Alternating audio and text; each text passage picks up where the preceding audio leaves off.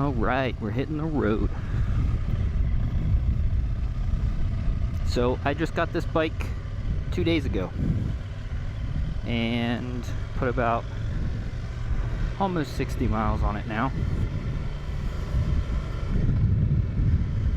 And I've been running it in street mode. Rain mode is a little less sensitive on the throttle, and then sport mode is a little more sensitive. But this thing has plenty to work with in street mode, so I've been happy with it there. I'll probably bump it up to sport mode once I get a little bit more comfortable on it. So we're just gonna go for a quick spin.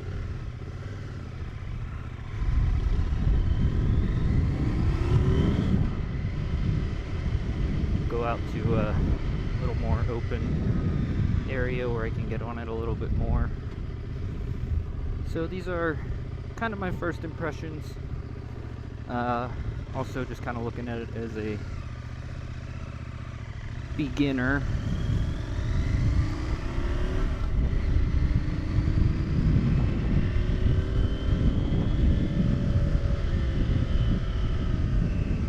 And yeah, I consider myself a beginner, but to be completely honest, this is not my first bike.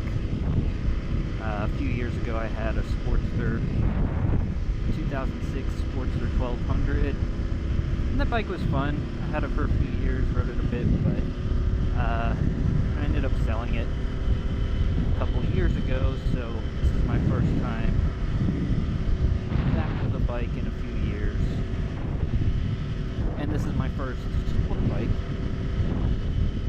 so it feels very different from the Sportster. But it feels good. It's a good difference. It's very comfortable. Your feet are pretty much straight below your butt, and I'm not really leaning forward all that much. I don't even have long arms or anything. I'm about 5'6", and I have had no trouble getting my feet down when I stop, or don't feel like I'm hunched over at all. Now this thing, I think it auto cancels your turn signals. That time it didn't. Earlier I thought it did, so I'll try that again. Here after this turn we'll see. I won't push the button. I don't know if it's lean sensitive or what. Get a little more lean angle there. And yeah, okay, it did. It does cancel your turn signal if you're leaning enough.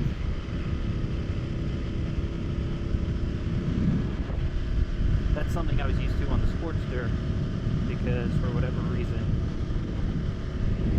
Harley Davidson has the auto canceling turn signals, but a lot of bikes don't. And I'm a fan of this display. It's really easy to see, nice big numbers for the speed. And on the street mode, you've got the RPMs across the bottom. And that changes with different modes. I'll switch it up here in a second. So switch it over to sport mode, looks like that. And it's way more sensitive on the throttle there. So we go into rain mode. Rain mode looks like that, and it's less sensitive on the throttle, but you can still get some pretty good acceleration on it if you want to.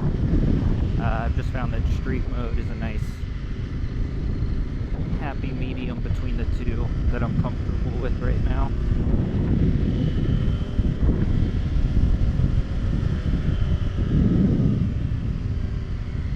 And yeah, like I said, it's I consider myself a beginner rider, so I'm just trying to keep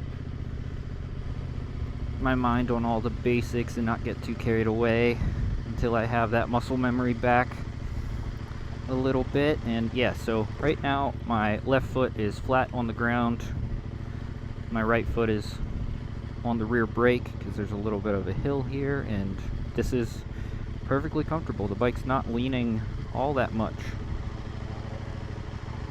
Who would you rather be, a guy on a motorcycle or a that old guy without a shirt riding his bicycle.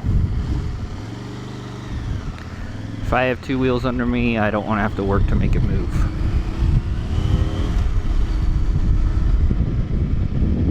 Okay, so we'll open it up a little bit here.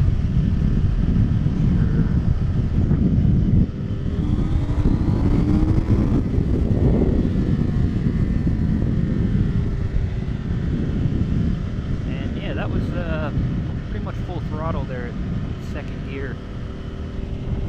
Really pushes you back in the seat a little bit.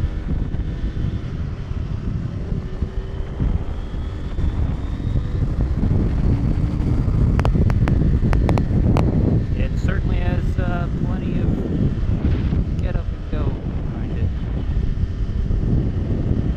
We'll pull over here in a second and get a look at the bike. And not too hard to find neutral on this thing. I just fumbled it, of course, while the camera's rolling, but the side stand down, and this thing has a really solid side stand. There's no doubt that it's going to hold the bike up. It looks pretty sweet. I opted for Nebula White, I think is what they call this. I wasn't a fan of the black one. It has bronze accents like the wheel and the frame, and I just didn't like how that looked. I think the front of it looks pretty nice with the headlight kind of matching that front fender and the windscreen. Not much of a windscreen, but it's better than nothing, I guess. And the tail light, brake light, sort of looks like a Tesla logo. But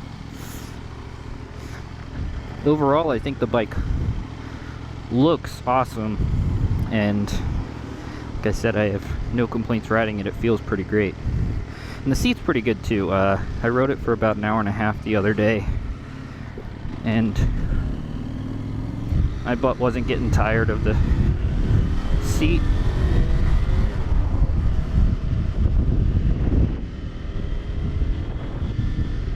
And it's pretty roomy. I can move quite a bit forward and back on the seat.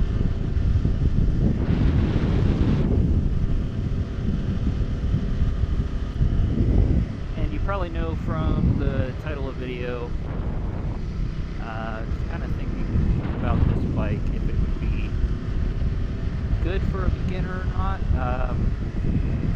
I think if you've never been on two wheels, if you've never worked a throttle and a clutch, this bike is probably a bit much. You can definitely overdo it really easy.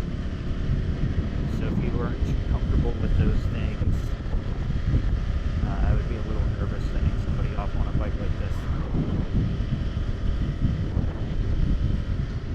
That being said, I opted for this bike, and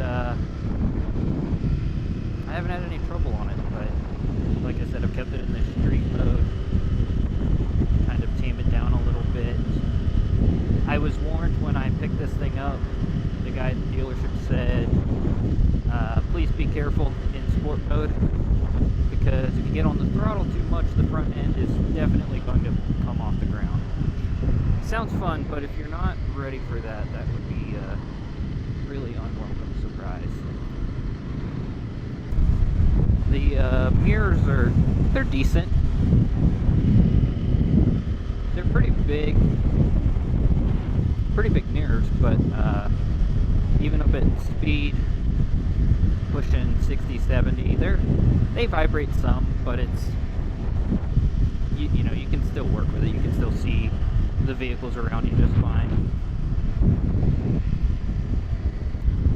Yeah, I think that's gonna do it for this one, guys. I'm gonna turn the camera off and stop recording and go have some fun for a little bit. Wouldn't mind, please do me a favor and subscribe, like the video. This is my first motorcycle video, so look for more in the future. Hopefully they go a little smoother than this one. This one's probably a little bit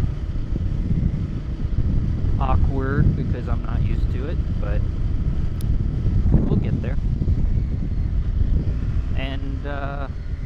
yeah, check back to see what I think about the bike after having a little more time on it and getting a little more comfortable again on two wheels. But thanks for watching, and I will see you in the next one.